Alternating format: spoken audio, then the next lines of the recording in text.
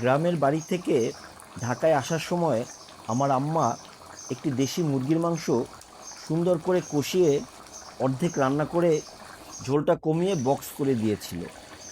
আমি আবার ঝোল ছাড়া খেতে পারি না, তাই বাসায় আসার পরে আম্মার রান্না করা তরকারিটাকে আমি একটু মডিফাই করলাম।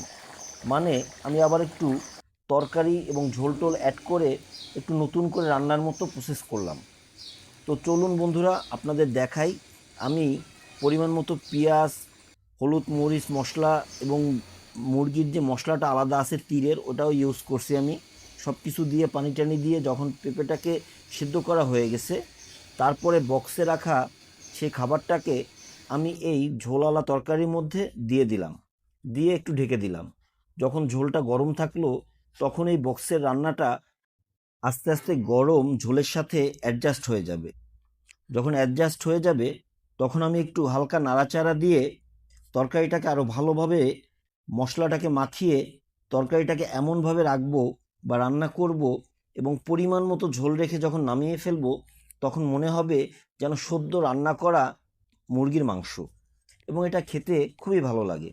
আপনারা কারা কারা এভাবে আমার মতো বিভিন্ন পদের তরকারি মডিফাই করে নিজেরা ঘরে বসে রান্না করে আবার খান, সেটা অবশ্যই কমেন্টে জানাবেন।